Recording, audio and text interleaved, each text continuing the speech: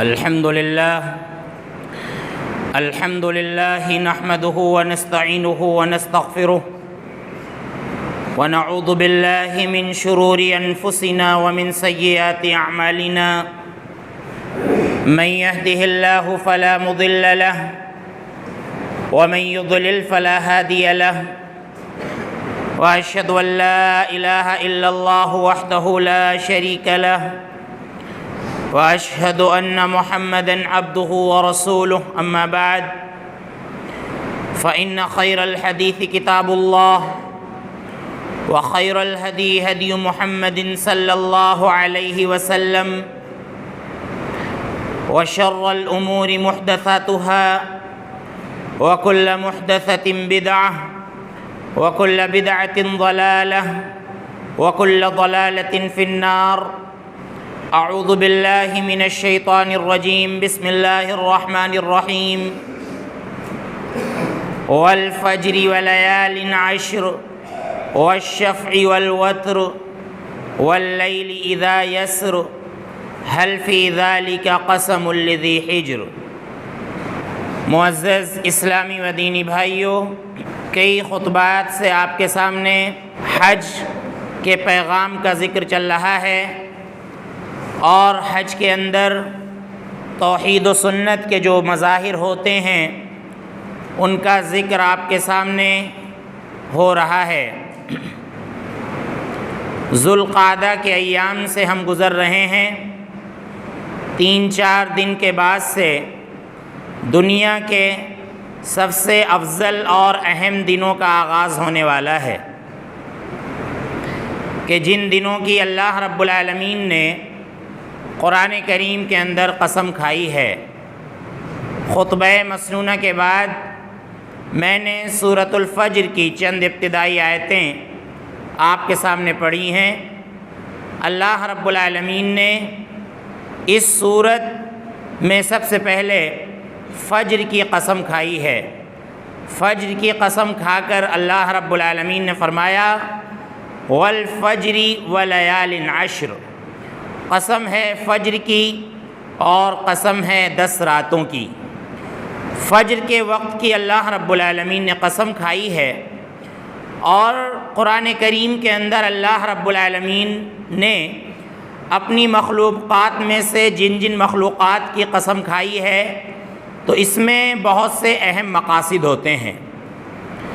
یہاں پر اللہ رب العالمین نے فجر کی قسم کھائی ہے تو جن چیزوں کی بھی اللہ رب العالمین قسم کھاتا ہے تو من جملہ مقاصد میں سے ایک مقصد اس چیز کی اہمیت بیان کرنا ہوتا ہے۔ اللہ رب العزت اس چیز کی اہمیت بیان کرنا چاہتا ہے، تو یہاں پر اللہ رب العالمین نے سب سے پہلے فجر کی قسم کھائی ہے، اور دوسرے مقامات پر بھی اللہ رب العالمین نے فجر کے وقت کی اہمیت بیان کی ہے۔ اللہ تعالیٰ فرماتا ہے کہ ان قرآن الفجر کان مشہودا، کہ فجر کے وقت جو قرآن پڑھا جاتا ہے، جو قرآن کی تلاوت ہوتی ہے، تو یہ فرشتوں کی حاضری میں ہوتی ہے۔ یہ تلاوت فرشتوں کی حاضری میں ہوتی ہے،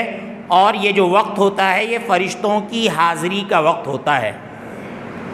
تو بڑا اہم وقت ہوتا ہے۔ اور اللہ رب العالمین نے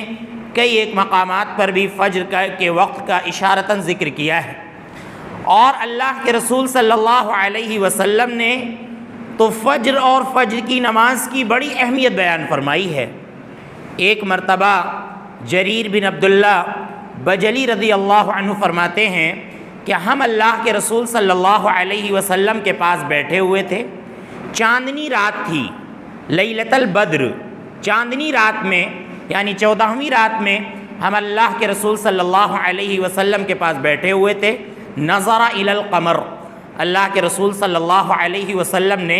چاند کی طرف دیکھا اور چاند کو دیکھ کر فرمایا کہ انکم سترون ربکم کما ترون ھذا القمر، کہ ان قریب تم لوگ اپنے رب کو، اپنے اللہ کو دیکھو گے، اپنے پروردگار کو دیکھو گے جس طرح سے تم اس چاند کو دیکھ رہے ہو۔ لا تضامون فی رؤیتہ، اس چاند کو دیکھنے میں تمہیں کوئی پریشانی نہیں ہو رہی ہے،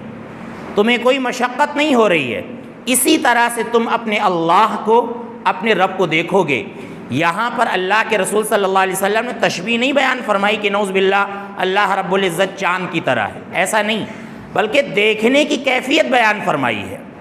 دیکھنے کا انداز، دیکھنے کی کیفیت بیان فرمائی ہے۔ اللہ رب العزت تو جیسی کوئی چیز نہیں ہے۔ اللہ فرماتا ہے لیس کمثلہ شیء وہو السمیع البصیر، اللہ رب العالمین کے جیسا، اللہ رب العالمین کا مثل کوئی ہو ہی نہیں سکتا، کوئی ذات اللہ رب العالمین کی طرح ہو ہی نہیں سکتی۔ تو یہاں پر اللہ کے نبی صلی اللہ علیہ وسلم نے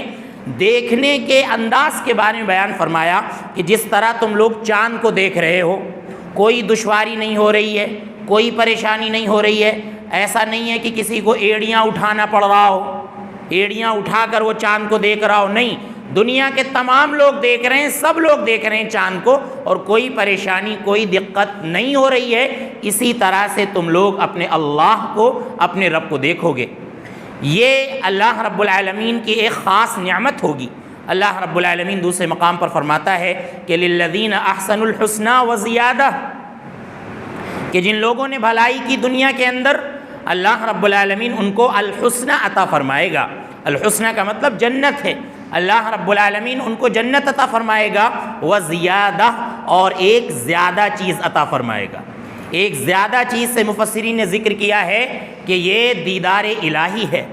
اللہ رب العالمین کا دیدار ہے۔ دنیا کی آنکھیں لا تدرکہ الابصار وہو یدرک الابصار، دنیا کی آنکھیں اللہ رب العالمین کا دیدار نہیں کر سکتی ہیں، اللہ رب العالمین کو نہیں دیکھ سکتی ہیں، لیکن آخرت میں یہ اللہ رب العالمین خصوصی انعام فرمائے گا ایمان والوں پر کہ ایمان والے اپنے اللہ کو بغیر کسی مشقت کے اور بغیر کسی پریشانی کے دیکھ رہے ہوں گے، جیسا کہ اللہ کے رسول صلی اللہ علیہ وسلم نے فرمایا۔ اللہ رب العالمین دوسرے مقام پر فرماتا ہے علی الارائک ینظرون، علی الارائک ینظرون، جنتی مسندوں پر بیٹھے ہوئے،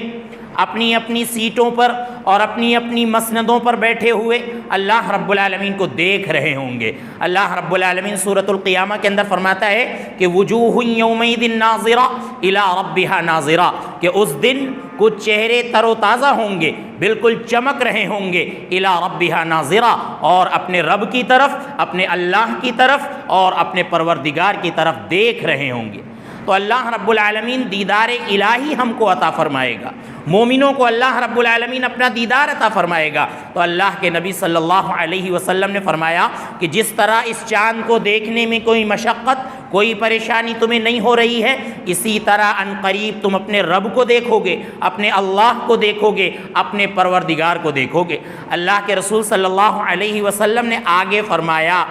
فَإِنِ اسْتَطَعْتُمْ، اگر تم سے ہو سکے، اللہ تغلبوا علی صلاۃ قبل طلوع الشمس وقبل غروبها، اگر تم سے ہو سکے کہ تم دو نمازوں سے نہ ہار پاؤ تو ایسا کر لو، دو نمازوں سے اگر تم نہ ہار پاؤ زندگی میں تو ایسا کر لو۔ اللہ کے نبی صلی اللہ علیہ وسلم نے فرمایا کہ ایک وہ نماز جو سورج نکلنے سے پہلے ہے،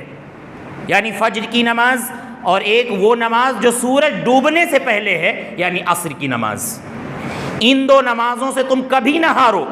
اللہ کے نبی صلی اللہ علیہ وسلم کا اشارہ اس طرف تھا کہ اگر تم اپنے اللہ کا دیدار کرنا چاہتے ہو، اللہ رب العزت کو دیکھنا چاہتے ہو، اور اللہ رب العزت کا مشاہدہ اپنی آنکھوں سے کرنا چاہتے ہو، تو لہٰذا تم دو نمازوں سے کبھی نہ ہارو، فجر کی نماز اور اسی طرح سے عصر کی نماز۔ ان دو نمازوں کو ہمیشہ پڑھو، پابندی کے ساتھ پڑھو، بقیہ نمازوں کے ساتھ بالخصوص ان دو نمازوں کی پابندی کرو۔ اللہ کے نبی صلی اللہ علیہ وسلم نے ان دو نمازوں کی اہمیت اور فضیلت خاص طور پر اسی لیے بیان فرمائی ہے کہ اکثر فجر کی نماز سونے کی نظر ہو جاتی ہے، اور عصر کی نماز مارکیٹ کی نظر ہو جاتی ہے، بازار کی نظر ہو جاتی ہے۔ اسی لیے اللہ رب العالمین نے بھی فرمایا کہ حافظوا علی الصلوات والصلاۃ الوسطی، کہ نمازوں کی پابندی کرو، اور بالخصوص جو بیچ کی نماز ہے،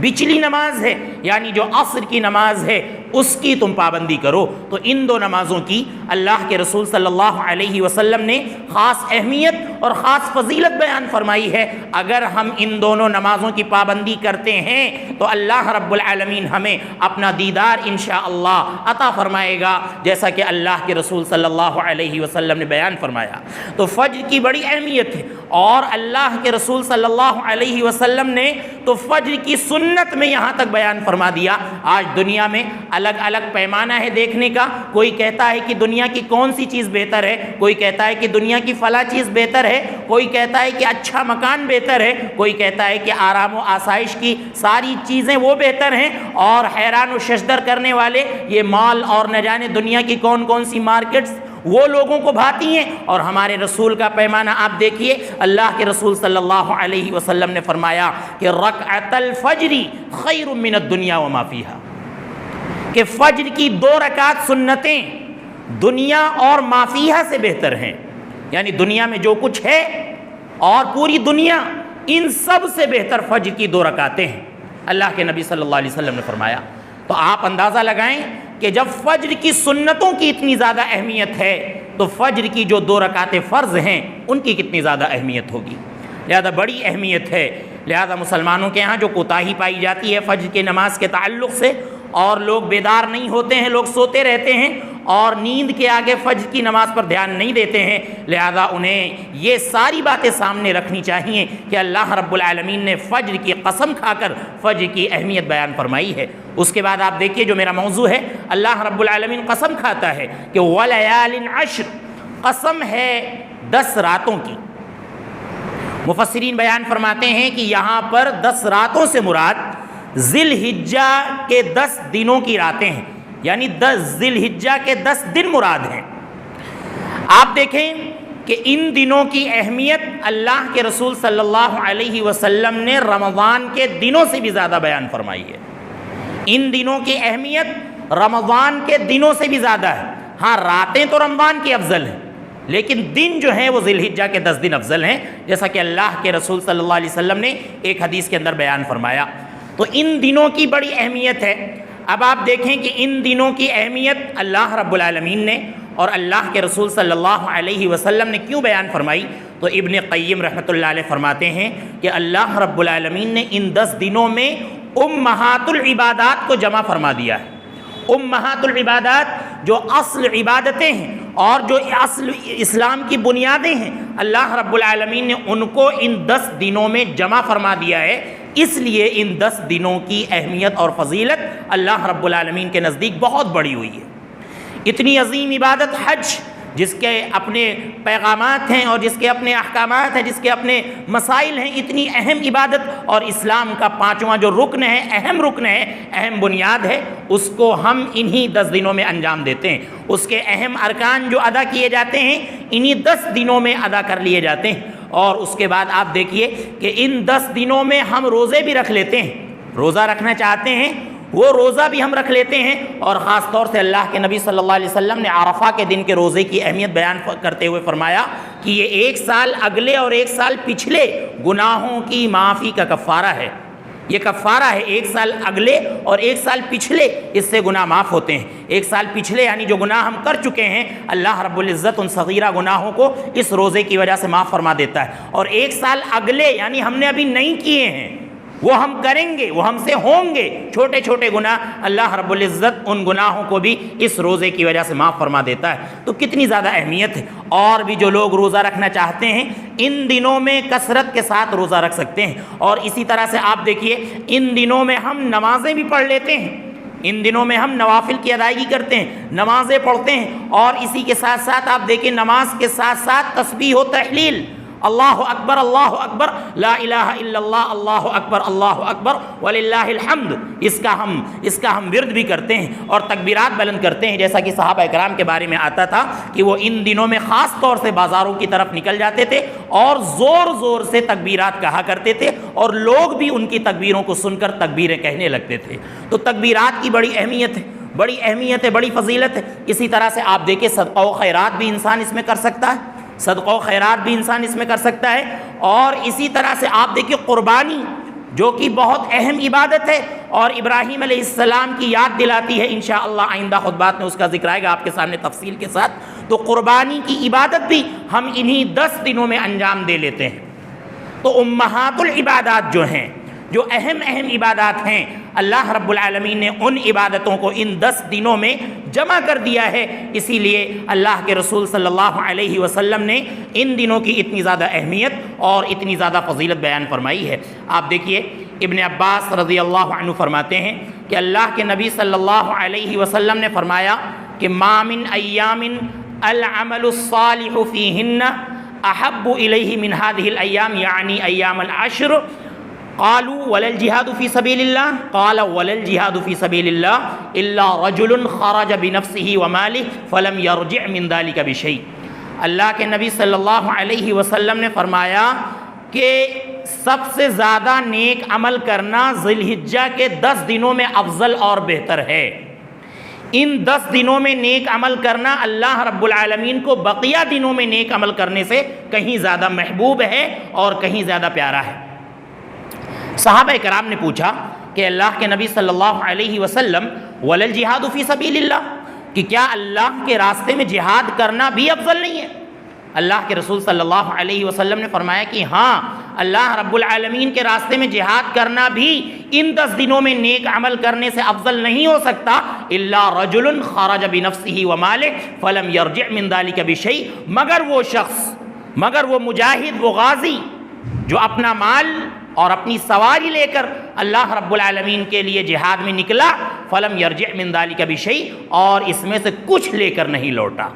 یعنی اپنی جان بھی اللہ رب العالمین کی راہ میں قربان کر دی اور اپنے مال کو بھی اللہ رب العالمین کی راہ میں قربان کر دیا. تو ایسے شخص کے بارے میں اللہ کے نبی نے فرمایا کہ یہ تو افضل ہو سکتا ہے،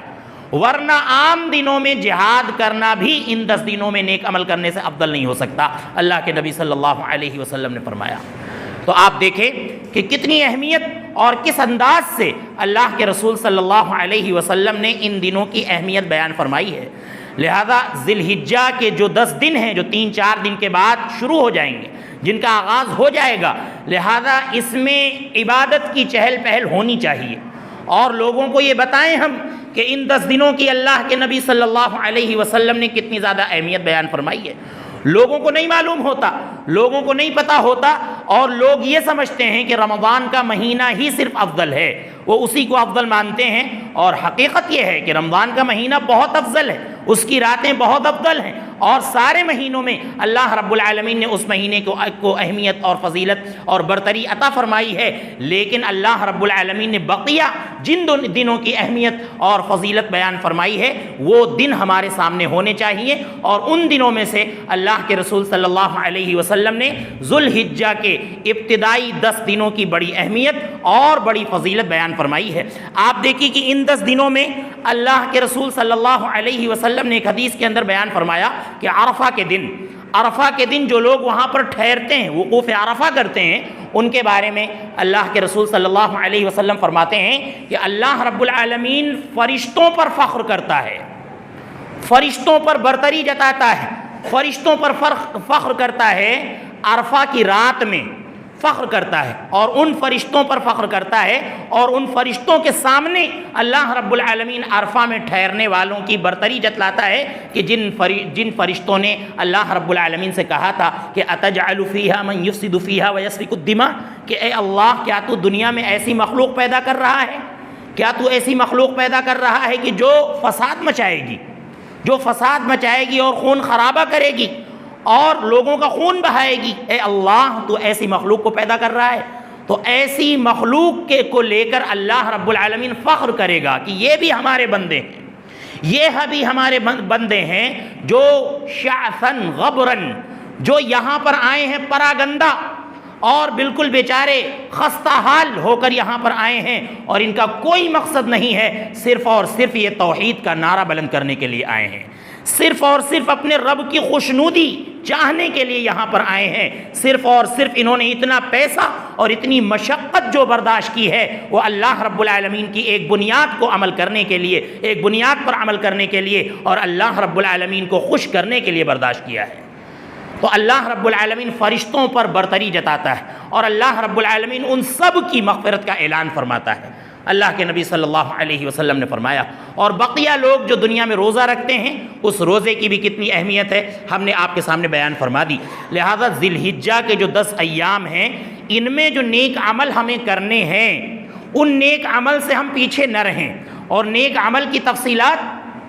بہت ہیں، نیک عمل بہت سے ہیں، جیسا کہ بعض نیک اعمال کا ہم نے ذکر کیا، اور خود بخود وہ امہات العبادات ان 10 دنوں میں جمع ہو جاتی ہیں۔ ان کے علاوہ تکبیرات ہیں، تحلیلات ہیں، اور اسی طرح سے صدقہ و خیرات کرنا ہے، لوگوں کے ساتھ بھلائی کرنا ہے، اور اپنے نفع کو عام کرنا ہے۔ یہ سب جو نیک اعمال ہیں ان نیک اعمال سے ہم پیچھے نہ رہیں۔ اور اسی طرح سے آپ دیکھیے کہ یہ جو نیک اعمال ہیں ان من جملہ نیک اعمال میں ایک نیک عمل یہ ہے کہ انسان جانور خریدنے کی تیاری کرے، جانور خریدنے کی تیاری کرے۔ انشاءاللہ اگلے خطبے میں تفصیل سے اس کا ذکر آئے گا، لیکن ابھی آپ سمجھ لیں کہ لوگ جانور پہلے سے خریدنے لگتے ہیں، تو اس تعلق سے ہمیں ہوشیار ہونا چاہیے۔ اور آپ دیکھیں صحابہ کرام کہتے ہیں کہ کننا نسمن الاضاحی علی عہد رسول اللہ صلی اللہ علیہ وسلم، ہم لوگ کیا کرتے تھے کہ اللہ کے نبی صلی اللہ علیہ وسلم کے زمانے میں قربانی کے جانوروں کو پہلے سے لے آتے تھے اور ان کو کھلا پلا کر ہربا فربا کیا کرتے تھے، موٹا تازہ کیا کرتے تھے۔ یہ اللہ کے نبی صلی اللہ علیہ وسلم کے زمانے میں ہوا کرتا تھا، اور اللہ کے نبی صلی اللہ علیہ وسلم نے ذکر فرمایا ہے کہ قربانی کا جانور عیب سے پاک ہو، تو لہٰذا اس بات کا بہت خیال رکھیں کہ قربانی کا جانور جو ہو بے عیب ہو، اور اچھا جانور، جیسا کہ اللہ کے نبی صلی اللہ علیہ وسلم کو جب قربانی کرنی ہوتی تھی تو آپ صلی اللہ علیہ وسلم 2 جانور خریدتے تھے، اور بڑے ہربا فربا ہوا کرتے تھے، سینگ والے ہوا کرتے تھے، چتکبرے ہوا کرتے تھے۔ اللہ کے نبی صلی اللہ علیہ وسلم خوبصورت جانوروں کا انتخاب فرمایا کرتے تھے۔ لہذا من جملہ نیک عمل میں یہ بھی نیک عمل ہے جو اللہ کے نبی صلی اللہ علیہ وسلم کے دور میں صحابہ کرام کیا کرتے تھے، اور قربانی کی نیت ابھی سے ہم کر لیں، کوئی بھی بدل اس کا نہیں ہو سکتا۔ ایک نئی فکر اور نئی سوچ سماج میں عام کی جا رہی ہے کہ یہ جو ہم قربانی کرتے ہیں اور ذبیحہ پیش کرتے ہیں، اس سے اچھا ہے کہ اس کی رقم جتنے کا ہم جانور لے رہے ہیں کسی غریب کو صدقہ کر دی جائے، کسی غریب کی ضرورت پوری کر دی جائے۔ تو یہ آپ سمجھ لیں ایک واجب اور ایک فریضے اور ایک دستور کو ہٹا کر کسی دوسرے دستور پر عمل کرنا کبھی بھی افضل نہیں ہو سکتا۔ ہاں آپ صدقہ اور خیرات کریں، لیکن یہ نہ کہیں کہ اس کے بدلے اس کو ہٹا کر ہم یہاں پر جو ہیں صدقہ اور خیرات کر لیں تو وہ قربانی سے افضل ہو جائے گا، ایسا بالکل نہیں ہے۔ قربانی یہ اس دن کا سب سے افضل عمل ہے، جیسا کہ اللہ کے نبی صلی اللہ علیہ وسلم نے فرمایا اور صحابہ کرام کا یہ عمل تھا، تو اس کی تیاری ہم کر لیں۔ اور اسی طرح سے آپ دیکھیں 10 دن کے تعلق سے، اور جب ہم ان 10 دنوں کا چاند دیکھ لیں تو اس سے پہلے اللہ کے نبی صلی اللہ علیہ وسلم نے فرمایا کہ اذا رأیتم ہلال ذی الحجہ واراد احدکم ان یضحی فلیمسک عن شعرہ واصفارہ۔ اللہ کے نبی صلی اللہ علیہ وسلم نے فرمایا کہ جب تم ذی الحجہ کا چاند دیکھ لو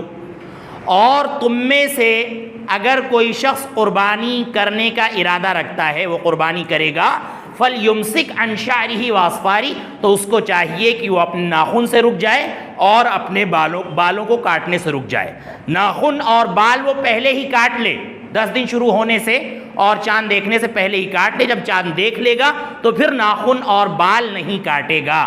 اس کا ہم بہت زیادہ خیال کریں۔ تو یہ ذی الحجہ کے تعلق سے چند باتیں تھیں، لہذا ان باتوں کا ہمیں بہت خیال کرنا چاہیے، اور ان 10 دنوں کو جو حرمت والے ایام میں سے بھی ہیں، اور اسی طرح سے ان 10 دنوں کی خاص اہمیت اللہ کے رسول صلی اللہ علیہ وسلم نے بیان فرمائی ہے، ان دنوں کی اہمیت کو سمجھنا چاہیے، اور ان میں کیا کیا اعمال ہم کر سکتے ہیں۔ اور حقیقت یہ ہے کہ اللہ رب العالمین نے ہمیں دنیا کے اندر پیدا ہی اسی لیے کیا ہے کہ ہم زیادہ سے زیادہ نیک عمل کریں۔ اللہ فرماتا ہے الذی خلق الموت والحیات لیبلوکم ایکم احسن عملا، کہ جس نے موت و زندگی کو پیدا کیا تاکہ وہ دیکھے کہ تم میں سے کون اچھے عمل کرتا ہے۔ تو اچھے عمل کے لیے موسم بہار ہے، لہذا کبھی بھی ہمیں اس طرح کے مواقع کو فراموش نہیں کرنا چاہیے۔ اللہ رب العالمین ہمیں یہ دن عطا فرماتا ہے اسی لیے تاکہ مومن زیادہ سے زیادہ نیک اعمال کر کے اللہ رب العالمین کی خوشنودی حاصل کریں۔ لہذا ہمیں ان دنوں کو غنیمت سمجھنا چاہیے، اور جو بھائی نہیں جانتے ہیں، ان دنوں سے نابلد ہیں، ان دنوں کی اہمیت سے، ان کو یہ پیغام پہنچانا چاہیے تاکہ وہ بھی ان دنوں سے فائدہ اٹھا سکیں۔ اللہ رب العالمین ہمیں ان باتوں کو سمجھنے کی اور ان پر عمل کرنے کی توفیق عطا فرمائے۔ اللہ رب العالمین ہمیں ذی الحجہ کے 10 دنوں کی اہمیت و فضیلت کو سمجھنے کی توفیق عطا فرمائے اور زیادہ سے زیادہ ان دنوں میں نیک عمل کرنے کی توفیق عطا فرمائے۔